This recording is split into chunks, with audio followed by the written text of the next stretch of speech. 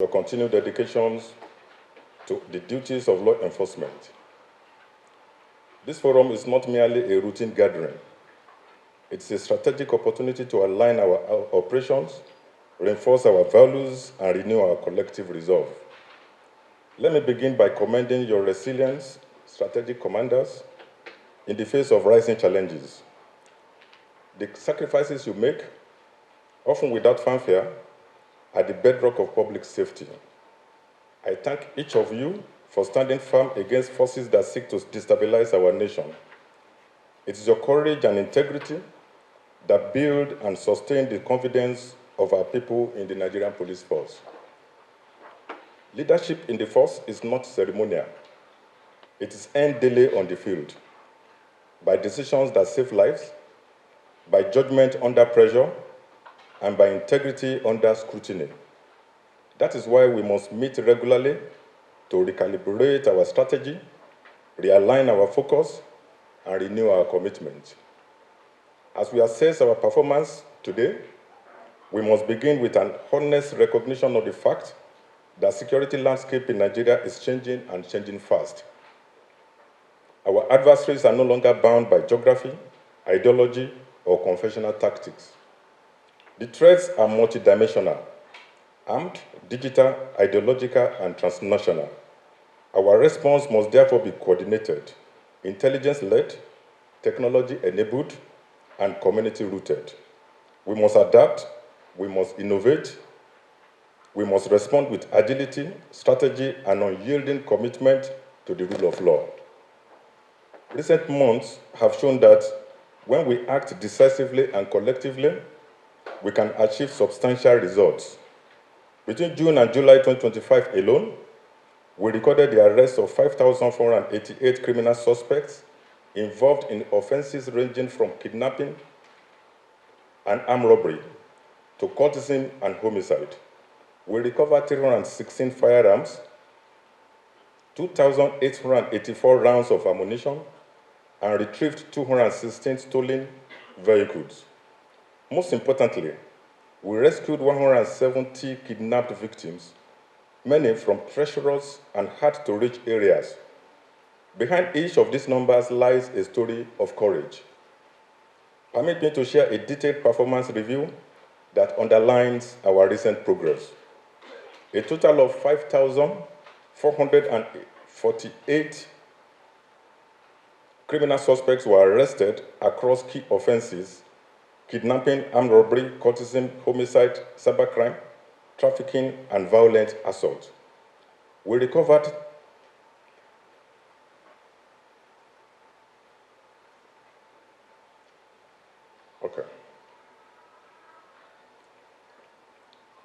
Permit me to share a detailed performance review that underlines our recent progress.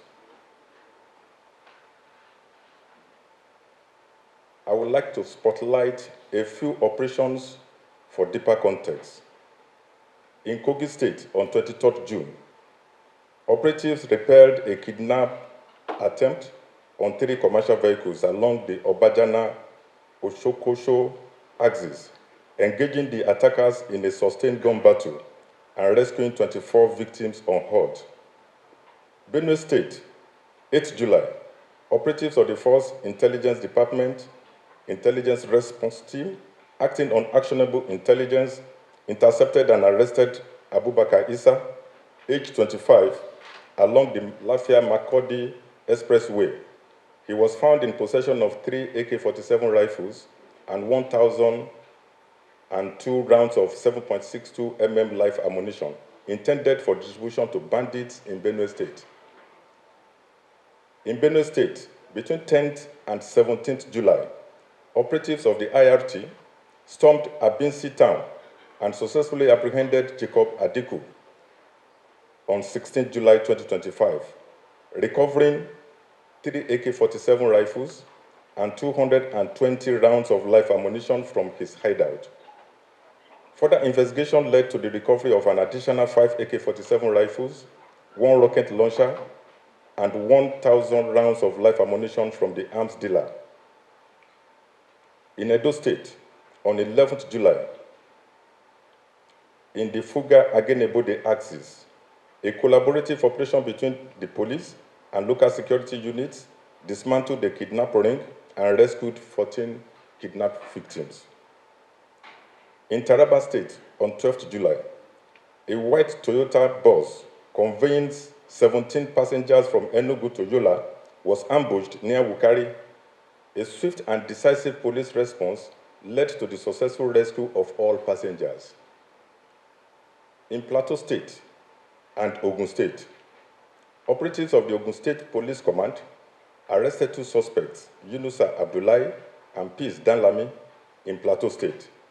Both were directly connected to the murder of Mr. Cheng Wang, a Chinese national found dead in his office on 12 January 2025. Interpol coordination.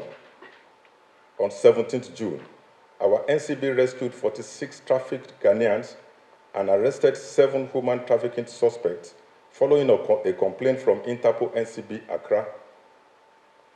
Jigawa State. On 13th June, a multi-agency raid led to the arrest of cybercrime syndicate in Birni Kudu with 46,100 counterfeit United States dollars, 4 POS machines, 29 phones, and dozens of fraud-related service devices recovered. These are spotlights from numerous operational wins that reflect intelligence synergy, interagency cooperation, tactical innovation, and shared grit. I commend all involved, but I must remind you, this is only the beginning. Let me emphasize the need for every command to publicize credible operational results. The public deserves to know that their police are working and working smart. This is not vanity, it is strategic confidence building. We must reclaim our narrative from misinformation and public cynicism. And that begins with visibility, transparency, and performance. One area I remain deeply committed to is the welfare of our retired officers under the Contributory Pension Scheme, CPS. Their post-service condition is heartbreaking and morally unacceptable. Today, most retired officers of the Nigerian Police Force live in conditions that are not only unacceptable, but humiliating, given the sacrifices they made in service to the nation. Their monthly pension under the CPS is abysmally low and grossly inadequate to meet even the most basic needs. Many can no longer afford health care, housing, or life of dignity. This has turned retirement into a period of hardship and regret, eroding the confidence of serving officers who now see their own future with fear rather than hope. The consequences of this reality are far-reaching. Among serving officers, there exists a growing and deep-rooted anxiety, born from the belief, rightly or wrongly, that retirement is a descent into hardship. This fear has become so pervasive that it is having a noticeable demoralizing effect on morale across the ranks. Attempts made to educate them on the operation of the contributive pension scheme have been taken as attempts to keep them in perpetual bondage of the CPS. Retirement, which should be a time of deserved rest and honor, has become a looming nightmare for many. In response to this growing crisis, the leadership of the force has, in good faith, initiated steps to explore alternative sources of funding aimed at augmenting the pension earning of our retired officers. Regrettably, these efforts have been misconstrued as an attempt to obstruct or derail the movement towards exiting the scheme.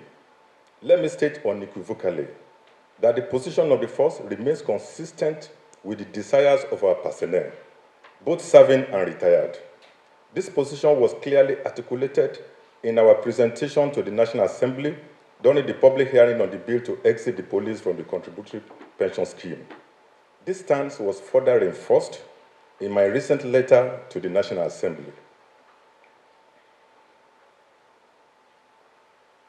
While the agitation for our exit from the contributory pension scheme is just and deeply rooted in lived realities, it is imperative that our actions are guided by prudence, strategy, and foresight.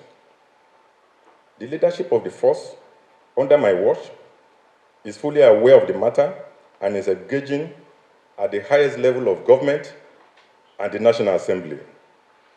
These engagements have not been in vain. We are witnessing a growing recognition of the plight of our retired officers, and already critical conversations are yielding actionable commitments. Let me state clearly, this is not a moment for impulsive action. It's a moment for strategic patience. The complexities of pension reform demand careful negotiation, and we are making tangible progress towards a resolution that is both dignified and sustainable. We must also be vigilant against external influences.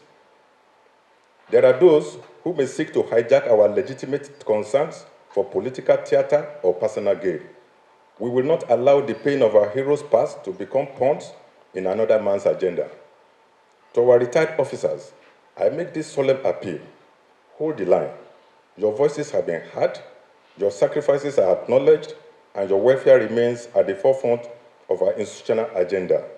Let us give room for the ongoing efforts to materialize into lasting solutions. The path we have chosen is not the easiest, but it is the surest path to justice, dignity, and long overdue reform. I encourage you all strategic commanders to engage both serving and retired officers in your jurisdiction to sensitize them on the ongoing effort of the force leadership in advocating for their welfare. Let them know that we are with them and the government is not neglecting them. Their welfare remains a paramount concern of this administration. To further boost morale among serving officers, I am proud to announce a new welfare incentive. Any officer who wins the IGP's award for exceptional professionalism twice consecutively will now be eligible, will be considered for accelerated promotion.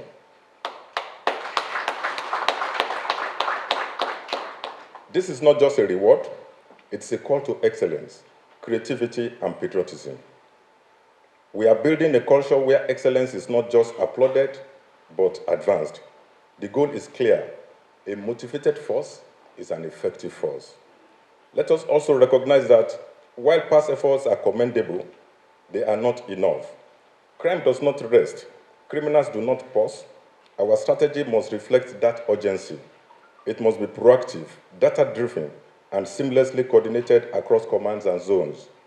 We are already acting on this front. The force management team is expediting the distribution of resources, enhancing command coordination, and reinforcing collaboration with federal and community stakeholders. Our systems of internal supervision have also been strengthened to demand discipline and ensure operational efficiency. Leadership at your level is not a title, it's a daily performance. The example you set, the standards you enforce, and the culture you instill ripple throughout the entire force. I urge you, remain uncompromising in your pursuit of integrity, innovation, and accountability. To our fellow Nigerians, I offer this assurance. Your police force remains resolute in its commitment to justice, safety, and national unity. We will not be deterred, we will not be distracted, and by God's grace, we will not fail. Let us be remembered, not just for what we fought against, but for what we stood for. Trust restored, confidence earned, and a force transformed. Thank you for your service. Thank you for your sacrifice. May the Almighty God continue to guide us as we uphold the honor and integrity of this noble profession. God bless the Nigerian Police Force and the Federal Republic of Nigeria. Thank you. Wow, we can jam our hands together for the IGP once again.